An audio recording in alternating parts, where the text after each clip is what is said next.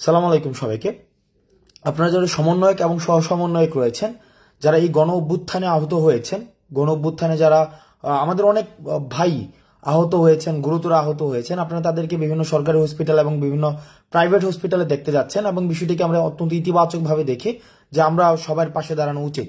কিন্তু আপনারা জানেন যে স্বাস্থ্য মন্ত্রণালয় থেকে ইতিমধ্যে যারা আহত হয়েছে তাদের জন্য ডেডিকেটেড স্পেশাল ইউনিট করে দেওয়া হয়েছে, কারণ পোস্ট অপারেটিভ যেই ধরনের সংক্রামকগুলো ছড়ায় সেই জিনিসগুলো হচ্ছে একজন রোগীর জন্য আরো বেশি প্রবলেমেটিক।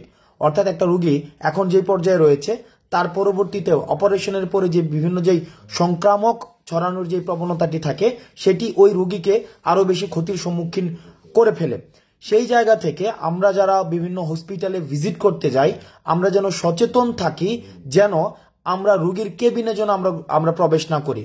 আমরা যারাই যাচ্ছি বিভিন্ন হসপিটালে আপনারা সর্বোচ্চ একজন বা দুজন আপনারা হসপিটালে প্রবেশ করবেন আর বাকিরা বাইরে থাকবেন। আপনারা সবাই দল নিয়ে একযোগে আপনারা যখন হসপিটালে যাবেন তখন চিকিৎসা সেবাটি বিঘ্নিত হয় এবং রোগীর জন্য সেটি ঝুঁকিপূর্ণ এবং সেটি আপনার জন্য ঝুঁকিপূর্ণ এবং যারা চিকিৎসা দিতে যান তাদের জন্য সেটি প্রবলেমেটিক। দুই নাম্বার বিষয়টি হচ্ছে যে আপনারা দেখা যায় কি অনেকগুলো অভিযোগ এসেছে যে আমরা নিজেরা স্বপ্রণোদিত হয়ে ডাক্তারদেরকে ইনস্ট্রাকশন দেই যে এটা কিভাবে করতে হবে, ওইটা কিভাবে করতে হবে, আপনারা এখনই চিকিৎসা করেন, এটা এখনই করে দিতে হবে, চোখের চিকিৎসাটা এখনই করে দিতে হবে। দেখুন, চিকিৎসা বিষয়ে আমার এবং আপনার থেকে নিশ্চয়ই যিনি ডাক্তার রয়েছেন তিনি বেশি অভিজ্ঞ। সুতরাং আপনারা স্বপ্রণোদিত হয়ে কোনো ডাক্তারকে ফোর্সফুল দিয়ে কোনো ধরনের ট্রিটমেন্ট করবেন না। আপনাদের যদি কোনো পরামর্শ থাকে, আপনাদের যদি কোনো অবজারভেশন থাকে, সেটা পোলাইটলি আপনারা ডাক্তারদেরকে বলবেন এবং যথাযথ কর্তৃপক্ষকে আপনারা পোলাইটলি অ্যাড্রেস করবেন।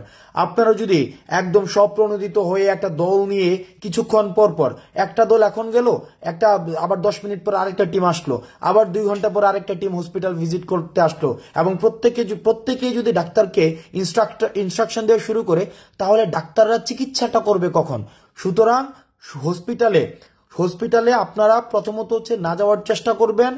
যদি কোনো অভিযোগ থাকে সেটা যথাযথ কর্তৃপক্ষের কাছে যাবেন এবং যেই ওয়ার্ডগুলোতে যারা অসুস্থ আছে তারা ভর্তি আছেন সেই ওয়ার্ডগুলোতে আপনারা প্রবেশ করার প্রয়োজন নেই, শুধুমাত্র যারা গার্ডিয়ান রয়েছে তারাই প্রবেশ করবেন।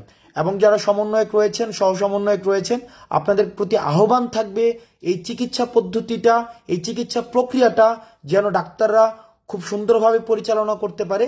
তাদেরকে আমরা বিভিন্ন পরামর্শ দিয়ে সহায়তা করব, কিন্তু তাদের সাথে কোনো ধরনের ইল ট্রিটমেন্টে, কোনো বাজে ব্যবহার, তাদেরকে ফোর্সফুলি কোনো কিছু বলা, এই কাজগুলো আমরা করব না। আপনারা ভালো থাকবেন, সুস্থ থাকবেন। সালামু আলাইকুম।